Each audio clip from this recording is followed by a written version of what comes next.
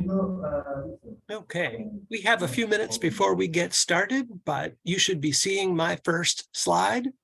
And there's a link there, alandowney.com/BDA. That will take you to the landing page for this tutorial. And from there, you can get these slides so you can follow along, and also a link to the first notebook. If you want, you can open that notebook now, or when we get to that part of the tutorial, I'll walk you through that. And we'll start in about 5 minutes.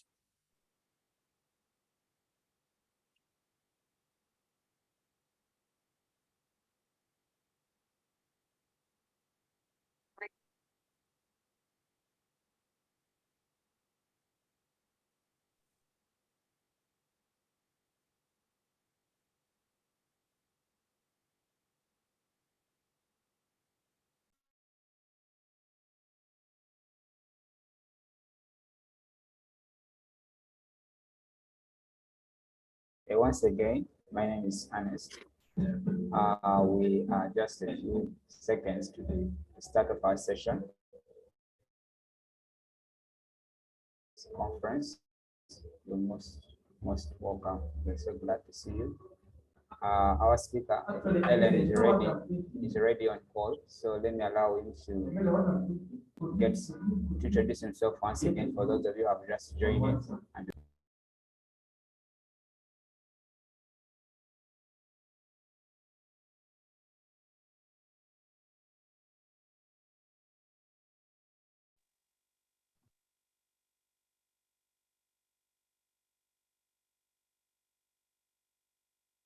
Okay, it is just about time to start. If you are arriving, there is a slide you should be seeing that has the URL alandowney.com/BDA. That will take you to the web page for this tutorial. And from there, you can get the slides and a link to the notebook that we'll be using.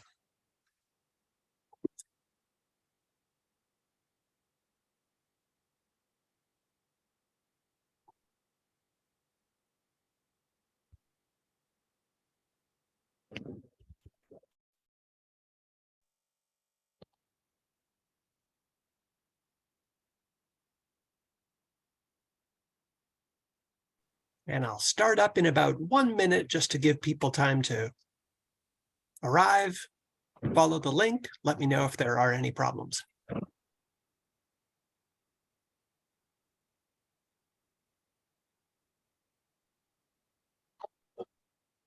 Oops, sorry.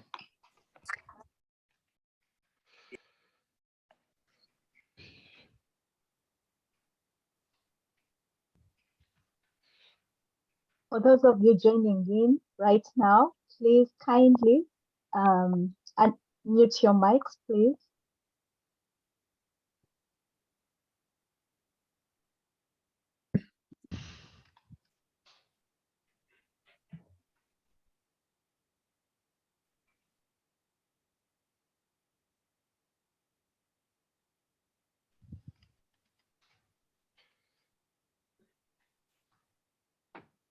Okay, I think it's a good time to get started. Again, there's a link here to alandowney.com/BDA. If you follow that link, it will take you to this page. And from here, there's a link where you can get to the slides that I'm presenting. So you can follow along, and if you want to go back because you missed something, it might be nice to have the slides.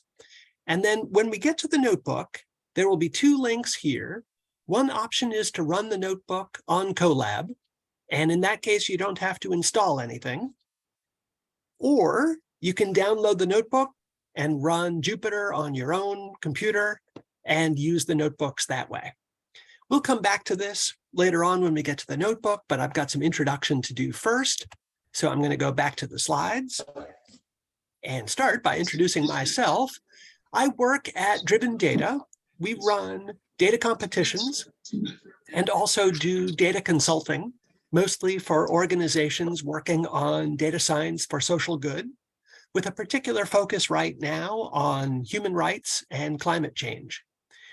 I was, until this past May, a professor at Olin College. While I was there, I worked on a series of textbooks, including Think Python, Think Bayes, which you might be able to see behind me, and Think Stats. I also write a blog called Probably Overthinking It. If you are interested in the topics today, you might want to read more about it there. The topic of the tutorial is Bayesian Decision Analysis, and the idea is using probability to make better decisions under uncertainty. And if anybody out there has their microphone on, you might want to turn that off. All right. So the introduction, I'm going to start with Bayes' theorem. We will work our way up to Bayesian inference, and then answer the question of how do we use the inferences that we make from data in order to make good or maybe even optimal decisions. We have 90 minutes, so I'm going to break it up into 3 chunks, about 25 minutes, and then we'll take a break, second 25 minutes, and then a break. And then I'll leave some time at the end for questions and answers. Although if you have questions, feel free to ask as you go along. I think the best way to do that is to put a question into the chat, and I will try to check periodically. Let's see how this goes. We have a good number of people, which is great, but it makes it a little bit hard to handle. So we'll experiment and see what works. I'm going to start with an example problem, which is called the multi-arm bandit problem. And the idea is, in a casino, there might be a row of slot machines. And each time you play one of these machines, you either win or lose. And suppose that we believe that the different machines have different probabilities of paying off, different probability of winning. The question is, which machine should you play and how often? Now, of course, if you know which one is which, you would play the machine with the highest probability, but in general, we don't know that ahead of time. Now, this is kind of a toy problem. This isn't really how casinos work, so this is not practical, but it is an analogy for at least 2 other real-world problems. One is Bayesian A/B testing. If you are showing different versions of a web page or different versions of an ad, and you want to know which one is the most effective, you are in a sense playing the same game, which is that each time you show an ad, you may or may not successfully get a click or a sale, and you are simultaneously trying to figure out which one is the best ad and which one should I show to the next person who comes to my web page. This is also analogous to a Bayesian medical trial, which is almost the same thing. You have a set of treatments. You have reason to believe that some of them are more likely to work than others.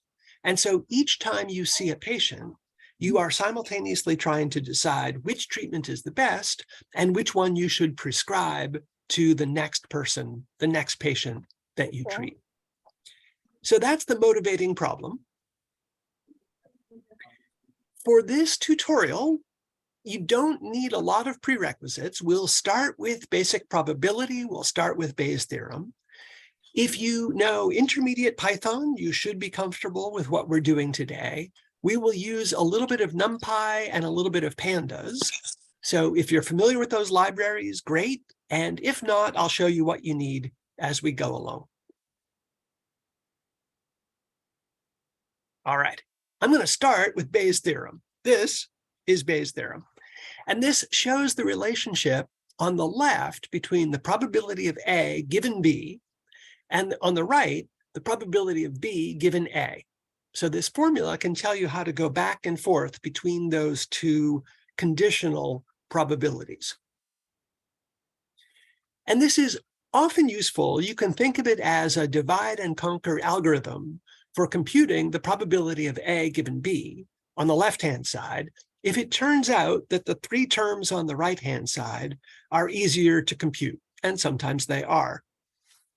So in general, Bayes' theorem is useful as this kind of algorithm, but more specifically, in the context of Bayesian statistics, what we are interested in is the diachronic interpretation of Bayes' theorem.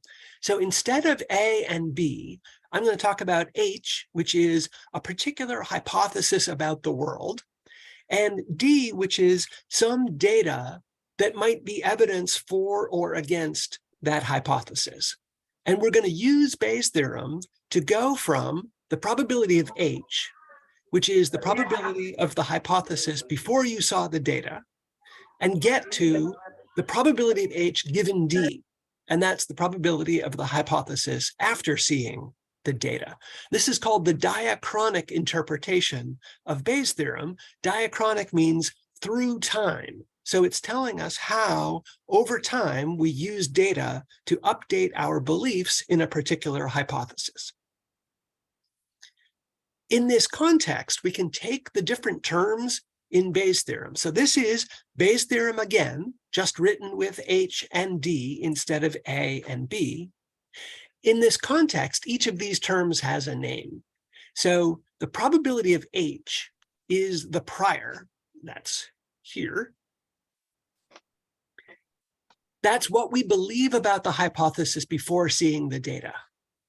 The probability of H given D is the posterior, that's what we believe after seeing the data. And the two things that we need to figure out in order to solve this equation are the likelihood and the total probability of the data. The likelihood is, what is the probability of the data given that the hypothesis is true? Or maybe saying that differently, if we assume that the hypothesis is true, what would the probability of the data be?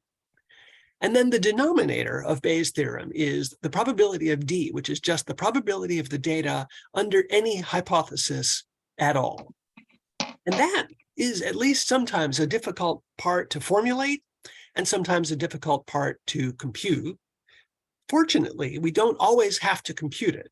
One way to think about what we're doing here is computing a posterior that is proportional to the product of the prior and the likelihood. So if we can compute a prior and we can compute a likelihood, we multiply them together. And then if we take the result and normalize it so it adds up to 1, this is the step where we normalize the posterior probabilities, sometimes we don't have to compute the probability of the data explicitly, we kind of do it implicitly. If that's not making sense, I'm going to show an example. All right. So this is the 5-urn problem, which again is kind of a toy problem, but this is going to take us toward where we want to go. Imagine that you have 5 urns. You can think of them as just bowls or containers of some kind that contain blue and yellow marbles, and they are numbered from 0 through 4. Urn number 0 has no blue marbles, all yellow. Urn 1 is 25% blue, urn 2, 50% blue, urn 3, 75% blue, and urn 4 is entirely blue, no yellow. So if I pick an urn at random, and you can't look inside, you can't count the marbles, you only get to pick one marble and look at that one marble, it turns out to be blue, which urn do you think it was that you chose? Well, you know for sure that it's not urn 0, because urn 0 doesn't have any blue marbles. If it was urn 4, you would be guaranteed to get a blue marble. So that seems like a likely candidate, but it also could have been 3, 2, or 1. So we're not sure. We don't know which urn it was, but we can ask a different question, which is, what is the probability that you chose each urn?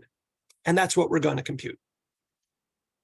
So I'm going to start with this table. I've got one row for each of these hypotheses, and I've got a column for the prior probabilities, the likelihoods, and then I'm going to multiply those two things together, and then I'm going to normalize them to make them add up to 1, and then that will give me the posterior probabilities. So I'm going to start with the priors. If I assume that I chose from the urns with equal probability, then the prior, before I look at the marble, I don't have any other information, the prior is that each urn is equally likely, and therefore the probability is 1 out of 5. Now, to compute the likelihood, the question I'm asking is, what is the probability of getting a blue marble from each of these urns? So from urn 0, the probability of getting a blue marble is 0. From urn 1, the probability is 1 out of 4. From urn 2, it's 2 out of 4, 3 out of 4, 4 out of 4. So the likelihoods in this case come directly from the statement of the problem. Again, if I go back, these are the percentages. Now I've written them in terms of fractions, but clearly the same thing. And now if I take the prior and multiply by the likelihood, that's the numerator of Bayes' theorem. So the product of these things, I've expressed it as a fraction out of 20. And if I add those up, I've got 0, 1, 2, 3, 4. So that's 10 out of 20. 10 out of 20, it doesn't add up to 1. So these probabilities are not like complete probabilities. They're not normalized. But what I can do is add them up. I get 10 out of 20, and then divide through.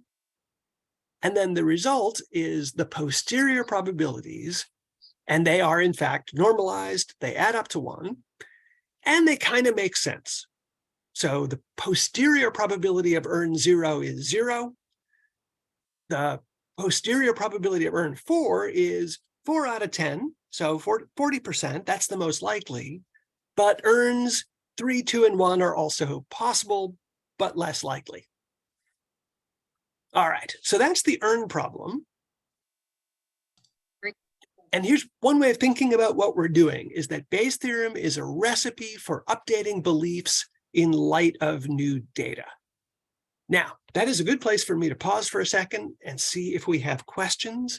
Anything in the chat? Or if you want to unmute and speak up, please feel free. Okay. I have a question, actually. What do we do if we believe yes, I that see that.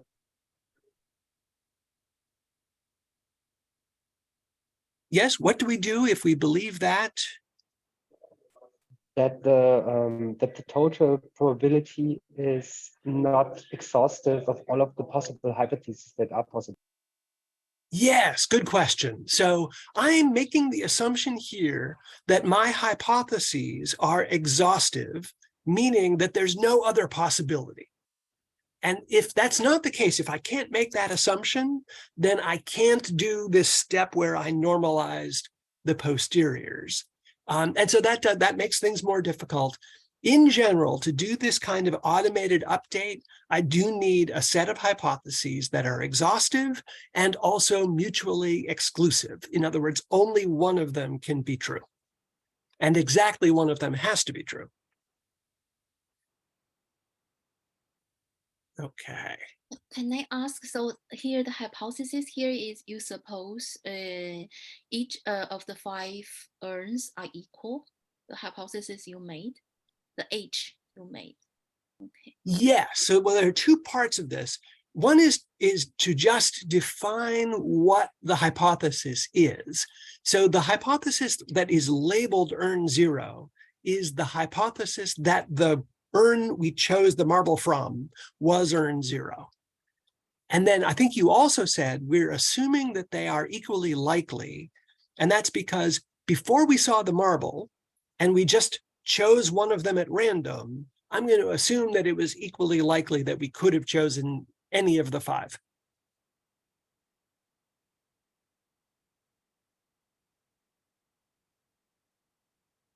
Okay. So let's forge on for now. And again, we'll have a chance to pause and take questions every couple of minutes. So we have done one Bayesian update. And what I mean by an update is that you have a set of prior beliefs, you see new data like a marble from an urn, and then you update your beliefs based on the new data. The next part is to use those beliefs to guide our decisions. So we'll get there. And here again is the multi-arm bandit. Each time we play one of these machines, we get a piece of data, except instead of a yellow and a blue marble, we get a win or a lose. And we'll use that to update what we believe about each machine. And then we'll use those beliefs to choose which machine for the next round. All right. So the underlying assumption here is that each machine has some unknown probability of winning. And I'm going to call it X. So we're going to use the outcomes to estimate X, and then we're going to use those estimates to choose which machine to play.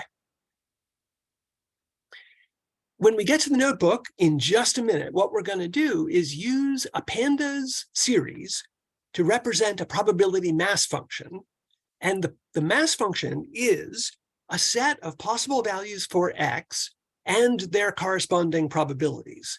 So if I go back to the earn example, we can think of this posterior as a probability mass function where there are 5 possible values, which are the earn numbers, and each of them has a corresponding probability, which in this case it was 0, 1 out of 10, 2 out of 10, and so on. So when I do this computationally, I'm going to use a pandas series to represent the values and their probabilities. This is convenient because a pandas series has 2 parts, which are called the index and the values. I'm going to use the index to represent a set of possible values for X, and the values in the series are going to be the probabilities. We're going to see this in just a minute, so if it's not making sense yet, we'll get there. All right, let us get into the notebook.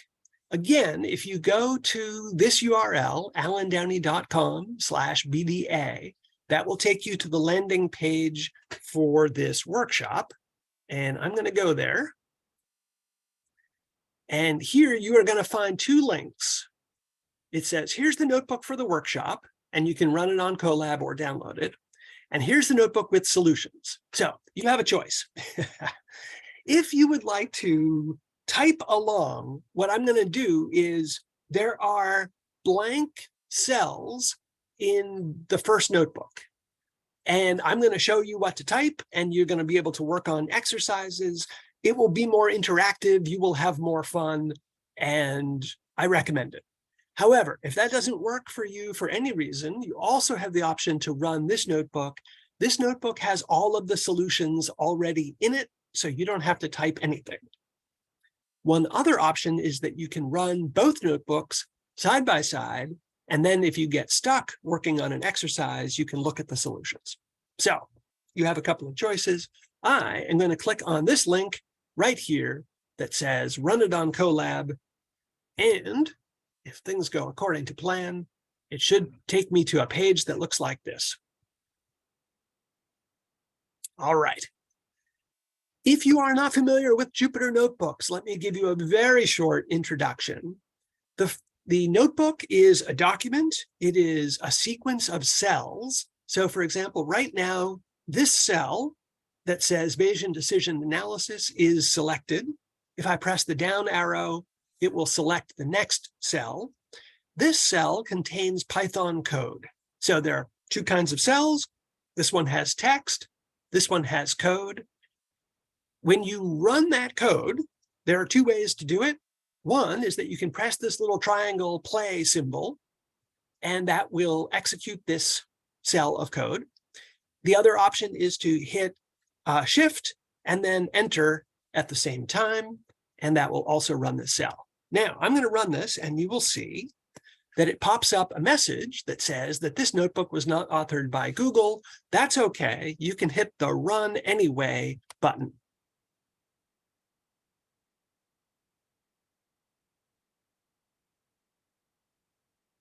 Okay, now that ran. However, you will notice that there's a message up here that says cannot save changes. That's okay if you want to just run this notebook for this tutorial, and then when you close this browser, your notebook will go away, and anything that you have typed will also go away. So if you want to keep a copy of your notebook, you might want to press this Copy to Drive button. That will make a copy of the notebook. It will put it into your Google Drive, assuming that you have one, and then you'll have a permanent copy of this notebook. So you might want to do that. I'm not going to do that right now because I already have copies of this notebook. And one thing I just did, there's a little arrow over here on the right-hand side. I'm going to close the headings so that we have a little bit more room on the screen. Okay. Let me pause there for just a second to give you all a chance to get set up in the notebook. If it's running and everything is working fine, you can start by reading the next section of the notebook, which introduces the problem that we just solved, except now we're going to solve it using a pandas series. So actually, this is a good time. We are just about ready for our first break. So let me pause here. I'll give you a chance to get the notebooks working. If there are any technical problems, let us know and we can help with things. And we will start up again in 5 minutes. So that is 10:28 on my time, 28 minutes past the hour. I'll see you in 5, but also if you have questions, let me know.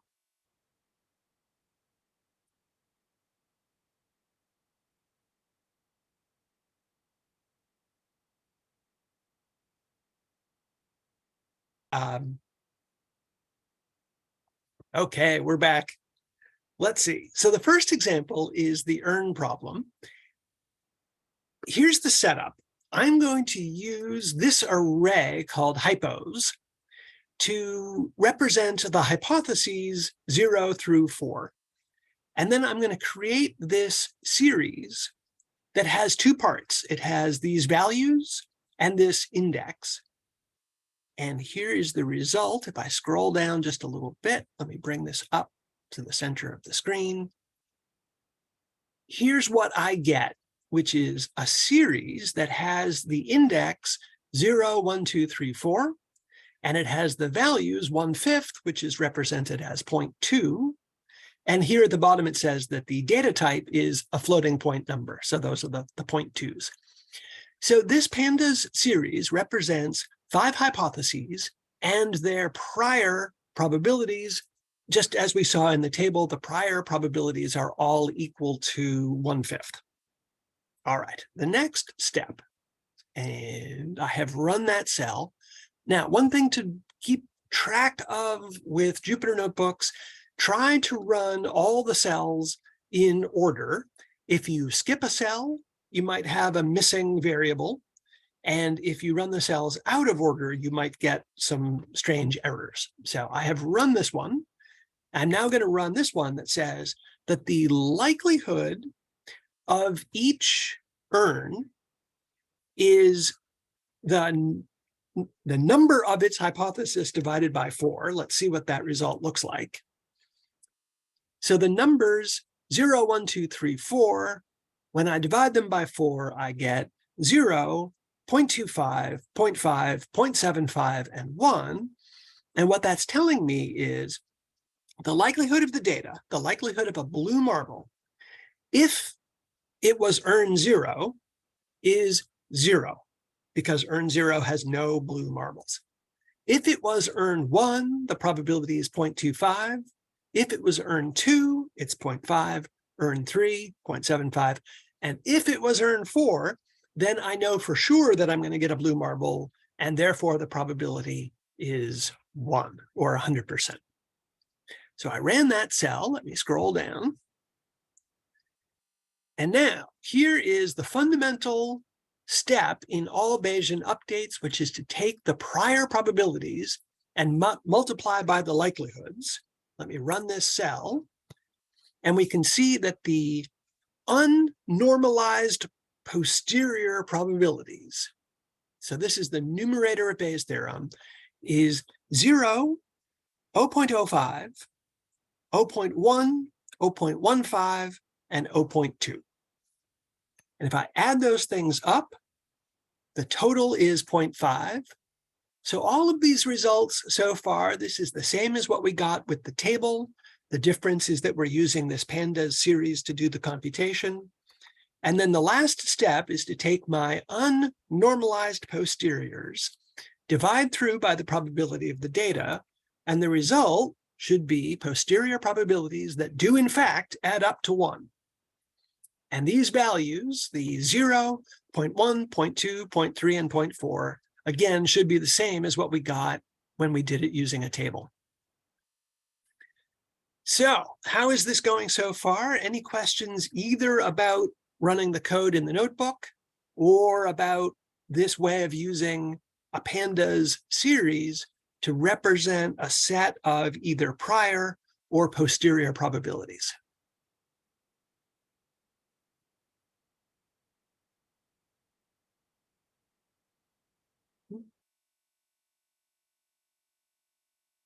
Okay, I see one question about where we are in the slides. Where I got to is here, which introduces the notebook. So just to recap where we are, I stated the multi-arm bandit problem and then introduced the notebook. And we just finished doing the earn problem in the notebook. And now we're going to do the multi-arm bandit problem in the notebook. So let me close this. Good. All right. So what we're going to do with the multi-arm bandit is very similar to what we just did with the earns, except that there are going to be more hypotheses. Instead of 5 earns, there are going to be kind of like 101 earns. And I'll explain what I mean by that in just a second. So let's say that I just walk into a casino and I have no idea what the probability of winning is. Now, in reality, it's probably low because we know it's a casino. We have background information, but let's pretend we don't. It's possible that I never win. The probability of winning is 0. It's possible that it's 100. I'm going to make 101 hypotheses to represent the values between 0 and 100 to represent the probability of winning, or rather the percentage of winning. So I'm going to create X's, and those are going to be the range of values from 0 to 101, and I'm going to go ahead and print those. So I'm using np.arange, and that is the NumPy function that makes a range of numbers, and in this case, it's from 0 to 100. And I'm assigning that to X. These are going to be the hypotheses. So 0 represents the hypothesis that my probability of winning is 0. And 100 means the hypothesis that my probability of winning is 100%.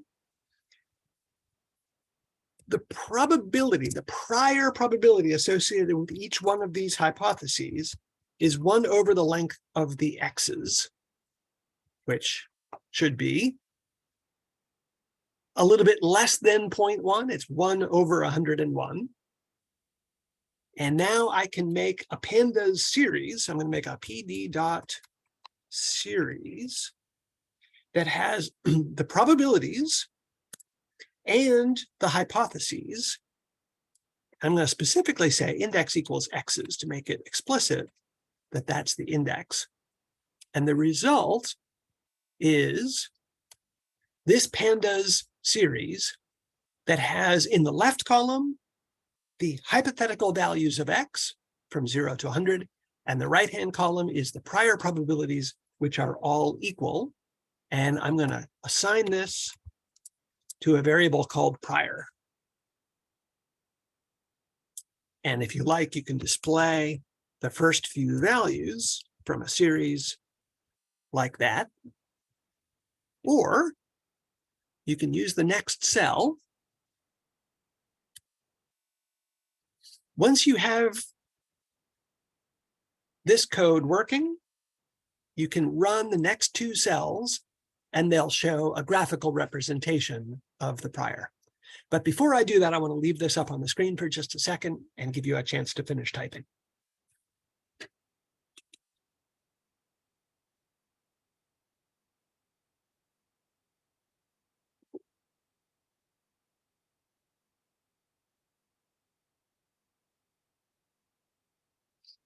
All right, so I created a pandas series that represents a probability mass function. And in particular, it is the prior probability for each value of X from 0 to 100 And if you now run prior.plot, we can see what that prior probability looks like. It is a uniform distribution. All of the values from 0 to 100 are equally likely. And if you want, you can label the axes, which is always a good idea. So we'll have, let's see, decorate X. What do I call this? Decorate. And I'm going to give it a title. This is my prior probability. Technically, this is a prior distribution.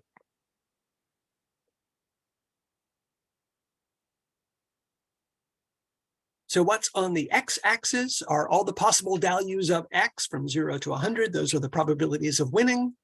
And on the y-axis are the likelihood of each possible value, the prior probability of each possible value, to be technically correct. All right. Now, we are ready to do an update. In order to do that, we have to figure out the likelihood of the data under each hypothesis. So let's say that I pick a machine, I play the machine, and I win. So the data is a successful outcome, a victory. I would like to compute what is the likelihood of winning for each possible value of x. Now remember that the x's go from 0 to 100. If I divide by 100, what that means is that when x is 0, the probability of winning is 0. When x is 100, the probability of winning is 100 divided by 100, which is 1. Probability equals 1 is certainty. So in general, if I divide x by 100, that's the likelihood of winning. And now I can do a Bayesian update, which is I can take the prior and multiply by the likelihood of a win.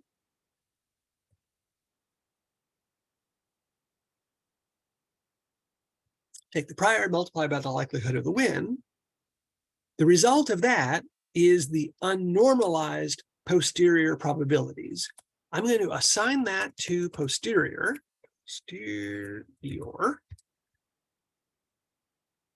like that. And then as we did with the earn problem, I can compute the posterior dot sum.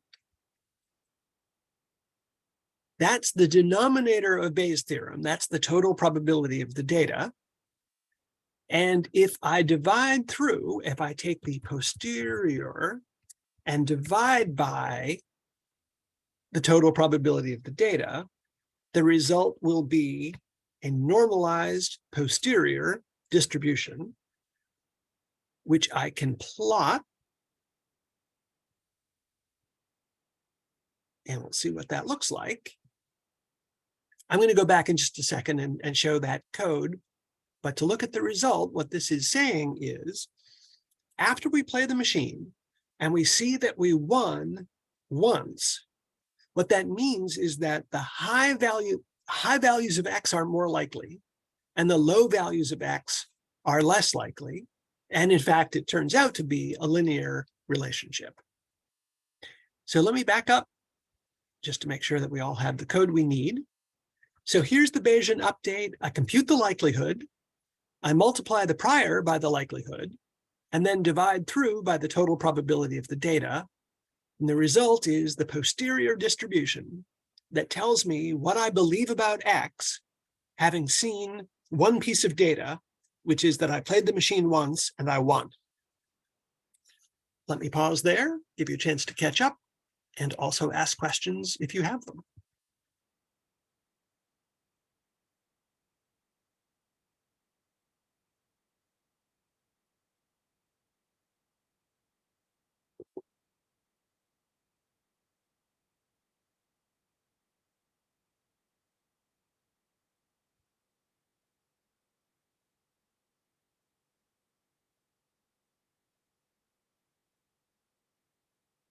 Okay.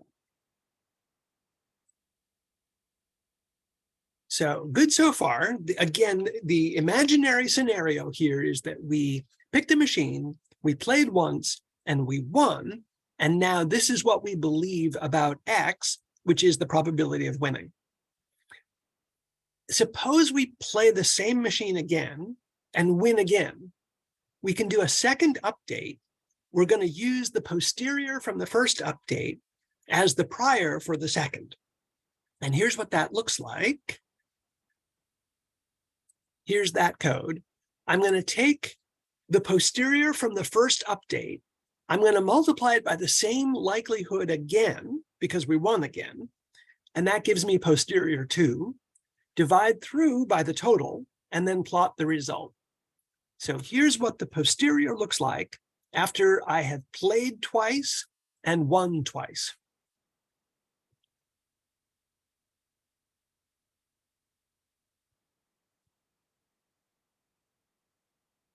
So what this is saying is that if I keep playing this machine and I keep winning, I become more and more confident that X is probably close to 100%, and it's unlikely to be as low as 20%, and it's definitely not 0.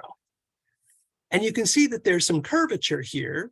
You might guess that that's a parabola, and you would be right, because I've taken this line and multiplied it by itself.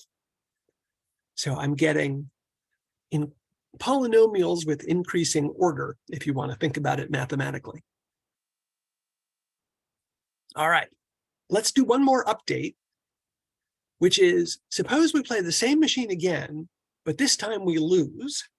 So we're going to do a very similar update, except now I need the likelihood of a loss. And in the same way that I argued that if you tell me what X is, then I know the probability of winning. Well, it's also true. If you tell me what X is, I know the probability of losing. It's 1 minus the likelihood of a win. So the likelihood of a loss is the complement of the likelihood of a win. And now I can do a very similar update, except that this time, instead of likelihood win, I'm using likelihood loss. I'm taking posterior 2, and that was my posterior distribution after seeing the first 2 data points, the first 2 wins, multiply by the likelihood of a loss, and same update, divide through by the total, and then plot the result. And this, if you guessed that that is a cubic curve, you would be correct. And what it is saying is that the probability that X is 100% is now 0. Because I've seen a loss, I know for sure that it can't be 0. I've also seen a win, so I know it can't be, I think I said the wrong thing there. I know it can't be 0, and I know it can't be 100%. It looks like, at this point, the most likely value of X is somewhere between 60 and 80. And in fact, it turns out to be at 66.666%, which is 2/3, which is the proportion of wins in my data set. So if you win 2 times out of 3, the most likely value of X is 2/3. But this distribution is telling us we are still very uncertain about what X is. It could possibly be 80, it might even be 90, could be 50 or 40, but less likely to be 30, less likely to be 20, and very unlikely to be down near 0. So at any point in time, after any amount of data, this distribution is telling us what values of X are most likely relative to each other. All right.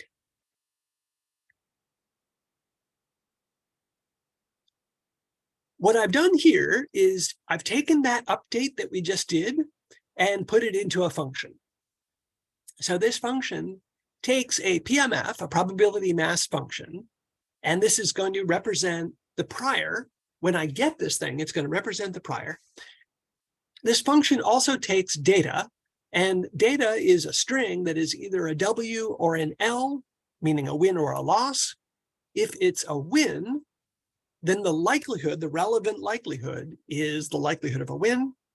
If it's a loss, the relevant likelihood is the likelihood of a loss. And now this update is very similar to what we've seen, except that I'm doing the multiplication in place. So rather than saying prior times likelihood, I'm taking my prior and I'm doing a times equals the likelihood and then dividing through by the sum. So this update function takes the prior probability, takes the prior distribution, multiplies by the likelihood, divides through by the sum, and then the result is that I have modified that existing series. So let me show an example.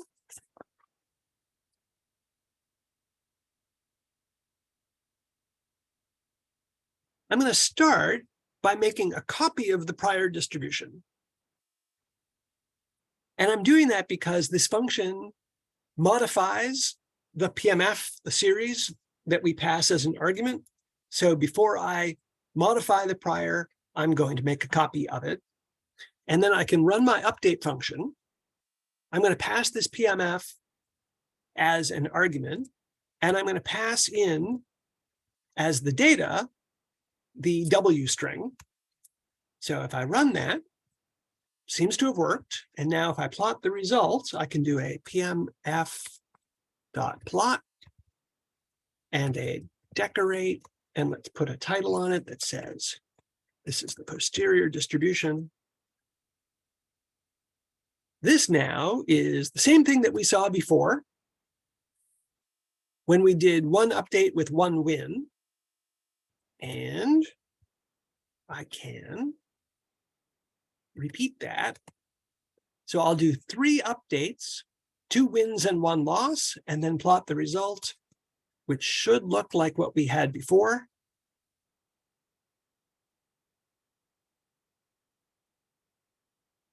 So there is that.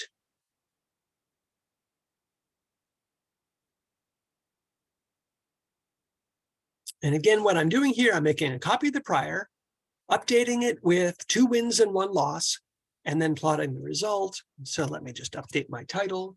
So this is 2 wins, 1 loss. And now there's an exercise. So suppose you play a machine 10 times and only win once. What is the posterior distribution of X? In other words, what should we believe about X if we play the machine 10 times and we only win once? Now, for your convenience, I have created a string that contains 1 W and 9 Ls. So you can use a for loop to iterate through that string and do an update that is very similar to this. So I'm going to start with a copy of this. And let's do the exercise. So take a minute, work on that. Let me know if you have any questions, and I will show a solution in just a few minutes.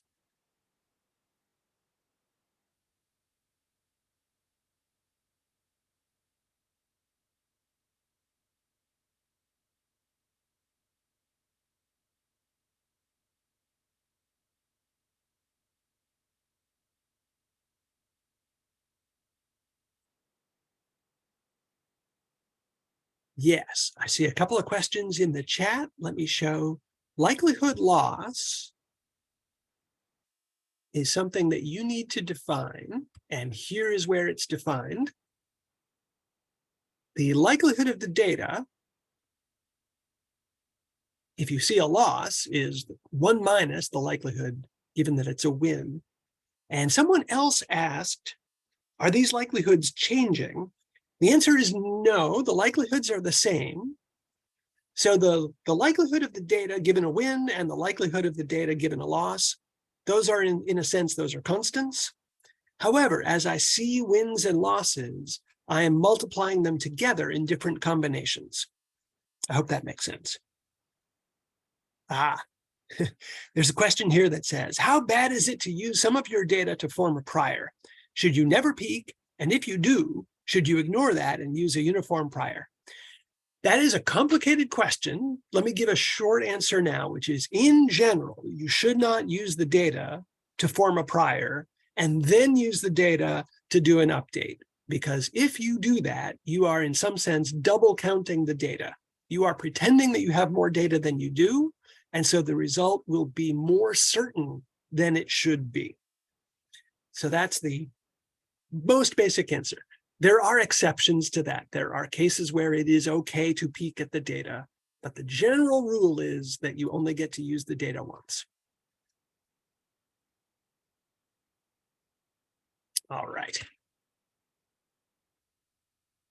Now, let's do this exercise. So for data in outcomes, I'm just going to do one update with each. Let me call it outcome just to be a little bit more clear. So each time I play a machine, I get an outcome. And each time I get an outcome, I'm going to do an update. And then I'm going to plot the posterior with 1 win and 9 losses. Now, before I run this, let's think about what we expect it to look like.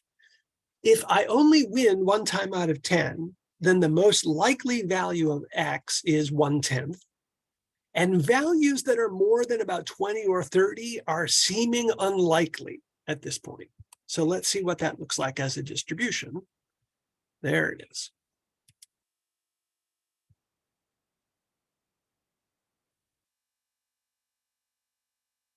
All right. So I copied the prior distribution. I updated it with each of the outcomes, 1 win, 9 losses, and here's what the result looks like. The peak, the most likely value, is in fact very close to 1/10, which is the observed proportion of wins. Everything from about 40% on up is quite unlikely at this point. And notice that the width of this distribution is getting narrower. And what that means is that I'm becoming more and more certain about what X is. When I only had 3 pieces of data, this distribution was really wide. It goes from about 20 up to 90. Now it looks like it's kind of in the range from maybe some low single digits up to about 40. All right, so as I get more and more data, this posterior distribution is telling me that I am more and more certain about what the value of X is. All right, it is time for our second break. When we come back, we will now extend this. Instead of having just 1 machine, we will have 4 machines. If you want, during the break, you can read ahead a little bit to see where we're headed. And we will resume at the top of the hour.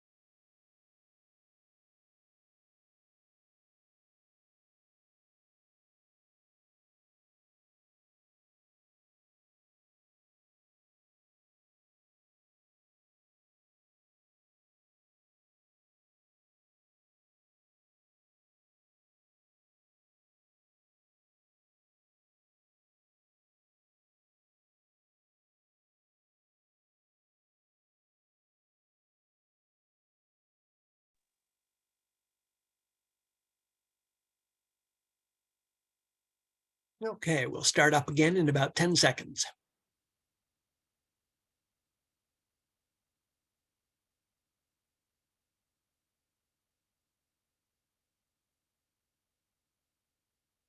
All right, let's get back to work.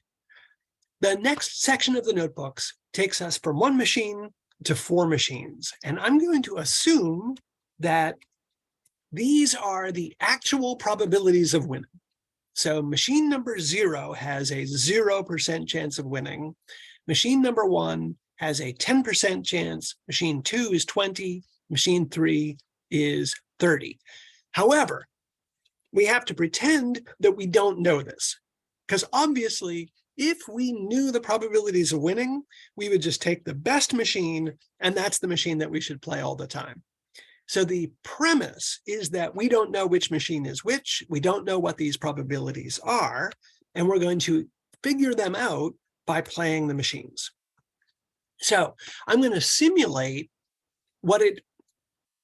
playing these machines. I'm going to run a simulation. I'm going to use this flip function to choose a random value and then return true with the given probability P. So if the probability of winning is 10%, this will return true 10% of the time.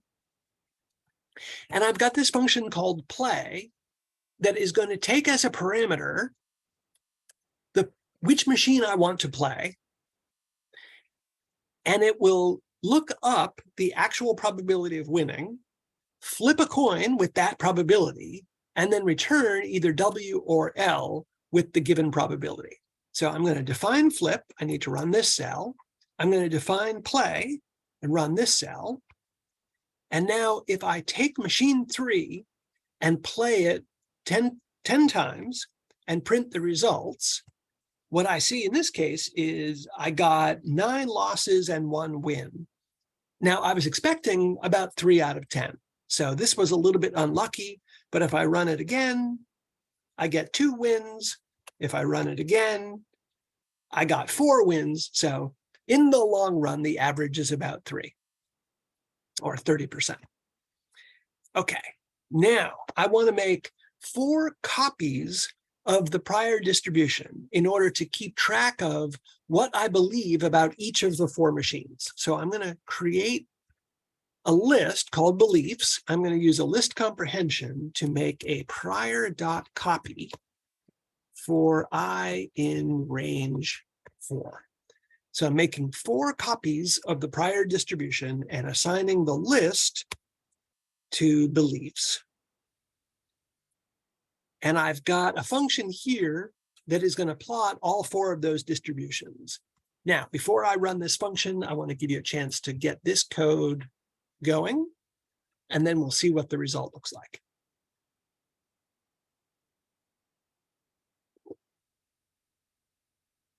So, prior.copy for I in range 4. Put it in a list comprehension. And if you plot the result, it looks like this. So I've got 1 posterior distribution. What I currently have is the prior distribution. I have 1 prior distribution for each of the 4 machines, machine 0, 1, 2, 3. And for each one, I currently don't know anything, so it's a uniform distribution. Okay. So as an example, I'm going to play each machine 10 times and then plot those distributions. So for I in range 4, so that's going to loop through the different machines. And then for, I don't need a variable, in range 10, I'm going to play machine I, and then update my beliefs about machine I, beliefs bracket I, based on that outcome. Oh, there we go. Okay, so when I run this loop, it's going to loop through the 4 machines. So I is going to go machine 0, machine 1, machine 2, machine 3. It's going to run this loop 10 times for each machine. Each time through, it's going to play machine number I and record the outcome, and then do an update, and it's going to update beliefs bracket I with that outcome. So this is as if I walked into the casino and just played each machine 10 times, and here's what my posterior distributions look like.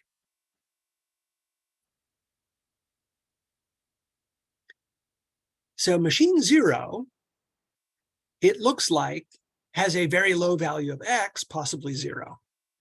Machine 1, in this case, looks even worse. Machine 2 looks pretty good, and machine 3 looks pretty good. Now, because I played each machine only 10 times, these outcomes won't necessarily represent exactly what the actual probabilities are, but they are a reasonable approximation of those probabilities. So we're going to go back to the slides in just a second, but let me pause here and see if there are questions. So again, what I've done, I made 4 copies of the prior, and then I plotted the priors. I played each machine 10 times, and then I plotted the posterior distributions. And there's what that looks like. And let me get the code up there as well to give you a chance to catch up.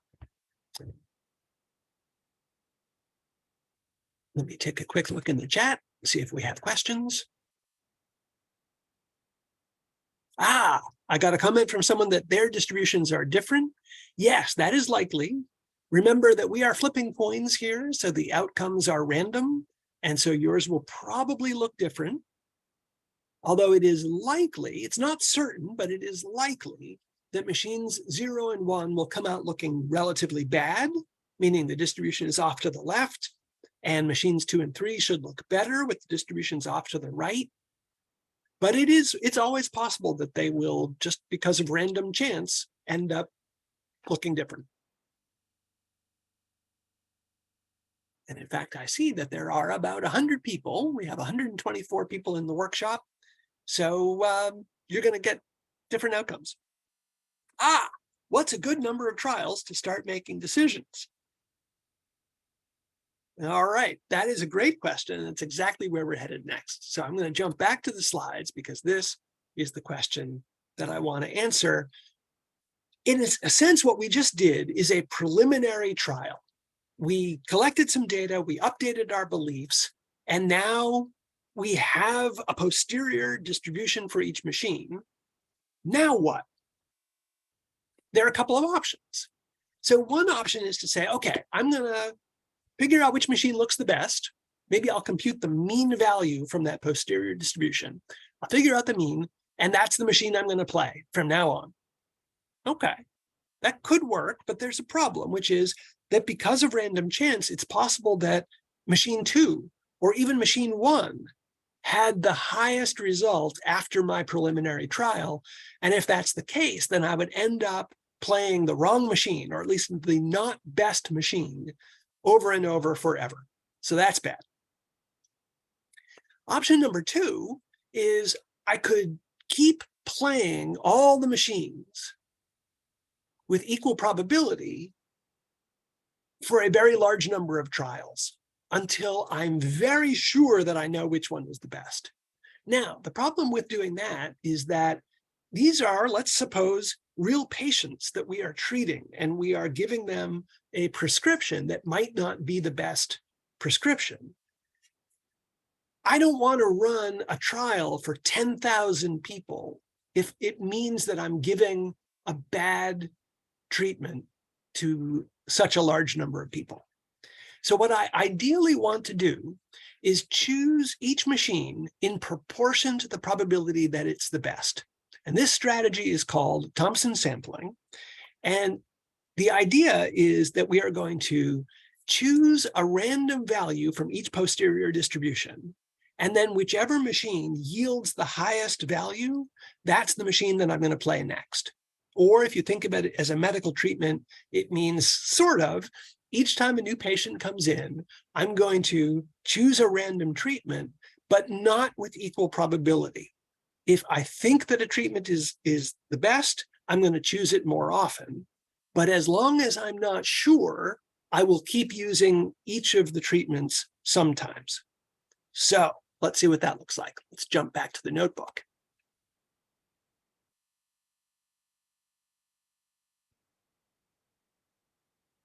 All right. So what I need in order to implement this strategy is I need a way to choose a random value from a posterior distribution, and then I'm going to compare them to each other. So this function is called PMF choice, and it uses numpy.random.choice to choose one of the values from the PMF, except not with equal probability. It's going to use PMF.values, those are the probabilities, so that if one of them is more likely than the other, it is more likely to be chosen. So this chooses a random value from a posterior distribution. And I can show an example. If I take beliefs bracket 0, that's what I believe about machine 0, and run it. In this case, I got the value 1. In general, I'm going to get values that are between 0 and 100. But because machine is not very good, machine 0 is not very good, most of the values that I get are relatively low. Like 38 is probably about as high as I'm going to get. Almost everything else is going to be lower. If instead I chose for machine 3, I would start to see some higher values like 54, 28, and so on. Okay. So that is a way to choose from a posterior distribution. Now I'm going to choose one value from each of the 4 posterior distributions and pick the largest one. What I'm actually going to return is the argmax. What argmax does is it gives me the index of the machine that generated the highest random value from its posterior distribution. And if I run this, if I run it once, I got machine 2. And what you should see is that machines 2 and 3 come up more often, and machines 0 and 1 come up less often. In fact, so far, I've had all 2s and 3s and no 0s and 1s. If I, oh, there's a 2, no, okay. So choose has the property that the probability of choosing each machine is equal to its probability of superiority, which is the probability that it is in fact the best treatment. And so now we're going to put all this together and implement this strategy. So this function is called choose, play, update, and it represents what I'm going to do by picking a machine, playing the machine once, and then updating my beliefs based on that outcome. So we're going to fill in the missing pieces of this function. And if you want, you can make a copy. You can fill it in place or make a copy. I'm going to make a copy just so I can show both. I'm going to fill this in. All right. So to choose a machine, I'm going to run the choose function. And that's going to be based on my current set of beliefs. So given what I currently know about the machine, I'm going to choose one.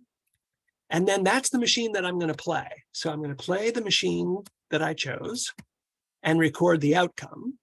And then I have to update my beliefs based on the outcome. So beliefs bracket machine based on the outcome. So those are the pieces. And the reason I think it's useful to look at it in a function like this is that we can see how the information flows through this process. I use my current beliefs to choose which machine to play. Depending on which machine I play, that determines the outcome. And then based on the outcome, I'm updating my belief about that machine that I played. So that's this function. I'll give you a second to type in those changes, and then we'll run it.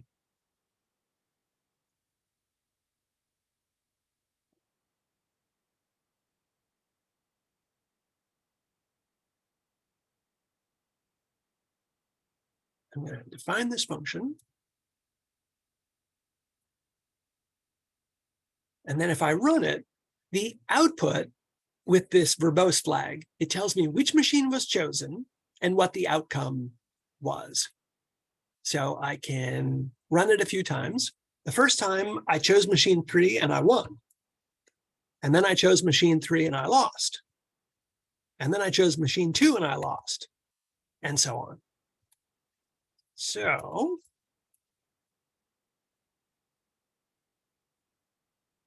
let's try it out, and let's start out fresh, assuming that we don't know anything about any of the machines. So I'm going to make another copy of the priors. So again, I'm going to have all uniform priors, and I'm also going to reset this counter. The counter keeps track of how many times I play each machine. And I'm going to play it 100 times and then see what the results look like. So let me just get that code back up there. Again, I'm making 4 copies of the prior, resetting the counter, and now I've set numPlays equal to 100. I'm going to loop through 100 times and run that function that we just filled in. And at the end, here's what I've got. Machine 0 is still way off to the left. I think machine 0 is bad. I think machine 1 is bad. 2 looks pretty good, and 3 looks the best. So in fact, after 100 trials, I have correctly identified the machine that is the best, and that's good. But the other thing to look at is the counter. And this counter is telling me how many times I played each machine. Now, again, your results are going to be different because all of this is random. But what this is saying is that the first 100 times that I played this game, I only used machine 0 8 times and machine 1 9 times. In other words, I avoided the bad machines most of the time. I used machine 2 27 times, and the machine that is actually the best is the one that I played 56 times. And remember that when I started, I didn't know which machine was the best. And that's what this strategy does, is it lets me simultaneously figure out which machine is the best, while at every point along the way, taking advantage of the knowledge that I have so far. I'm going to go back and run it one more time. I have to say that one was an unusually good outcome, but it's not atypical. Let's see how we do. Here's another example. Actually, this one's even better. So despite the fact that when I started playing this game, I did not know which machine was the best, after 100 trials, I used the best machine 61 times and the second machine 23 times. So that's a pretty good outcome. That's the end of the notebook.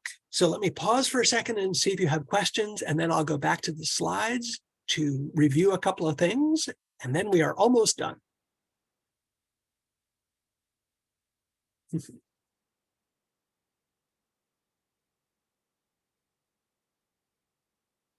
All right, let me do a little wrap up.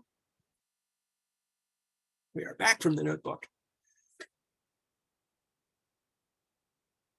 Yes, I see a question that could I use the counter to generate something like a confidence interval? Yes. In fact, I think I didn't do it in this notebook, but I can, from these posterior distributions, I can make a confidence interval. What I can do is I can find a lower bound and an upper bound where the total probability in between is, let's say, 90% or 95%.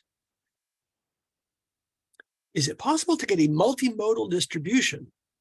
Not from this kind of update, no.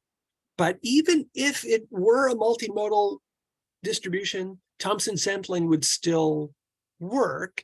It's just that when I choose a random value from the posterior, it would come from one mode or the other, but the idea would still work.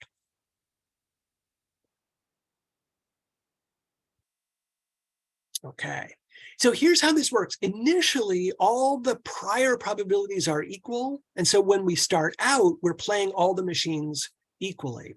But as we learn more, we start to see that one of the machines looks better. And so we start playing that machine more often. So there's a positive feedback loop. The better machine gets played more often, and therefore we become more convinced that it's the best machine until eventually we're playing the best machine all the time, at least with very high probability. All right. This is the shortest example I can think of. In 90 minutes, we've gone from very little background knowledge to an example that demonstrates what I think is what Bayesian methods are good for, which is that we can use data to update our beliefs and then use those beliefs to guide our decisions. Now, there are two more examples that I'm going to just outline for you very quickly. We are almost out of time, so I won't get into details, but I'll tell you both of these examples come from books of mine, including Think Bayes. So I'm going to point you to these examples. One of them is a game show called The Price is Right, where the goal is to optimally bid on a set of prizes. And the red line example is one where we're making a decision about whether to stay or go and wait for public transportation. So I'm not going to spend time on these now. I'm just going to take a couple of minutes to point you to some additional resources, and then we'll do some Q&A. So you can take a look at these slides sometime if you like, or you can read the book.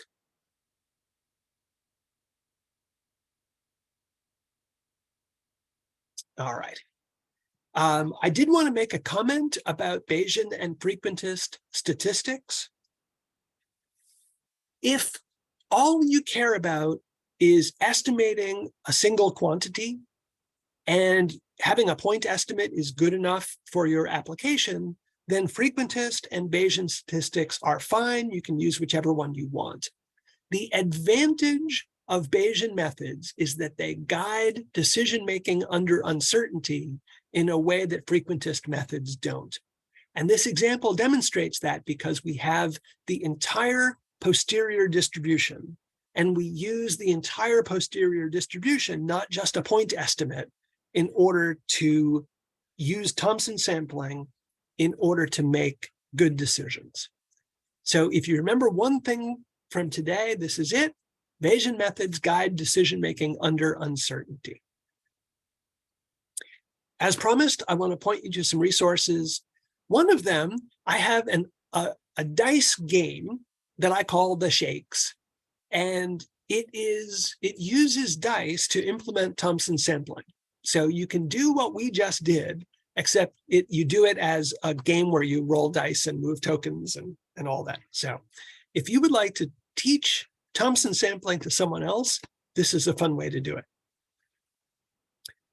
I mentioned Think Bayes. The examples that I've talked about are all from Think Bayes, and there is a free version of this book online. If you just Google for the title, you will find it. So I recommend that as a resource. More generally, if you are interested in exploratory data analysis, I have a related book called Think Stats. Again, there's a free version of that online. I'll also recommend this book, which is called Information Theory, Inference, and Learning Algorithms. This is the book where I first learned about Bayesian methods. So there is a spot for it in my heart, and I recommend it to you. It is also available free online. And last, I want to recommend Statistical Rethinking by Richard McElreath. This is, I think, a really nice explanation of the idea of statistical modeling. So I recommend that book. That one, I think, is not available free. And then last, if you are interested in the history of Bayesian statistics, this is a book called The Theory That Would Not Die that I recommend. This is a general history, not like technical details. If you would like to get in touch with me, here are the 5 ways to find me. In addition to Twitter, I am now also on Mastodon if you want to find me there. So let me stop and see if you have questions. Again, you can either put them into the chat or speak up, whichever you're more comfortable doing, and tell me what I can help with. Let's see. is there a parameter to control the stubbornness of the Bayesian bandit algorithm? That is, to influence the amount of attempts on the least winning machine from the example. Yes, yes. So you can choose a prior, and the prior will cause you to either be more confident or less confident in the outcome.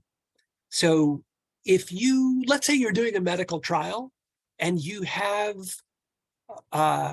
background information that says, look, I think this treatment is very likely to be effective, then you might have a prior that gives more weight to values that are up near 60, 70, 80%, and less value, less probability at the bottom end. So yes, by choosing the prior, you can make Thompson sampling be a little bit more aggressive or a little bit more stubborn, as you said. What priors to set for such an example? 5 balls in an urn, draw them with the replacement. Yeah, so in the urn problem, we don't really have any background information because it's kind of a fake problem. But in reality, we almost always have some expectation. So thinking about a medical trial, again, if you think about like the COVID vaccines, by the time they had done the first round of testing, they had a lot of evidence that they were effective. So they could have put a highly informative prior in that example. Other examples, we really don't have any background information. Good. Thank you all for the nice comments. I see some nice thank yous. I hope this was useful for you. Any other questions? Any complex uses of Bayes? Thank you. Yeah, let me point you to Think Bayes. Again, there's an online version of the book. I have some additional examples online now that didn't make it into the book. And then one of the chapters there is about using PyMC, which is doing Markov chain Monte Carlo sampling. And that's a good step towards some more advanced applications. Okay, someone has given us a link. Let's see what that is. Okay, yep. Yeah, so I'm using Python, but all of this stuff is available in R as well. So if you're an R person, it looks like that could be a good resource for you. Great. Is Thompson sampling optimal in any sense? Yes, and I forget I forget actually what the definition of optimal is, but yes, there's a way in which it's optimal. I forget the details. The resource for Markov chains, I mentioned my book, which is Think Bayes. One of the chapters there is about using PyMC. So you could start there, but there's a ton of other good stuff out there. But for Python, PyMC is the primary package that people use, so that would be a good place to start. I see a question that asks whether Think Bayes is just frequentist or also Bayes. It is kind of neither. It is mostly exploratory data analysis. There's just a little bit of statistical inference in there, which is kind of frequentist, but most of it is just describing data.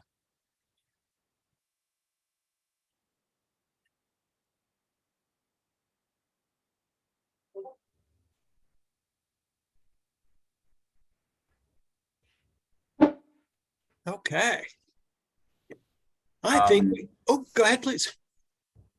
Oh, thank you so much, Ellen. The talk was so awesome. I really enjoyed, and I'll be contacting you very, very soon. Shall keep in touch. And to attendees, thank you so much for making it for the session. We shall prepare the recording and shall be sending it to you soon. The team will communicate to you on how you receive the recording so you can continue following it up. And if you have another question or there is nothing else you can really add on, I would say thank you so much. On my side, it's good night. So I don't know on your side, it's kind of dark. So I will say have a great evening, have a good morning. It's morning and night. Good night. Thank you so much for the session. See you later on in the conference. We're still moving on. So you can still go ahead and sign up for the sessions. Goodbye. Very good. Thank you. And thank you for moderating. And to everybody who's still here, I hope you enjoy the rest of the conference. Bye-bye. Bye-bye.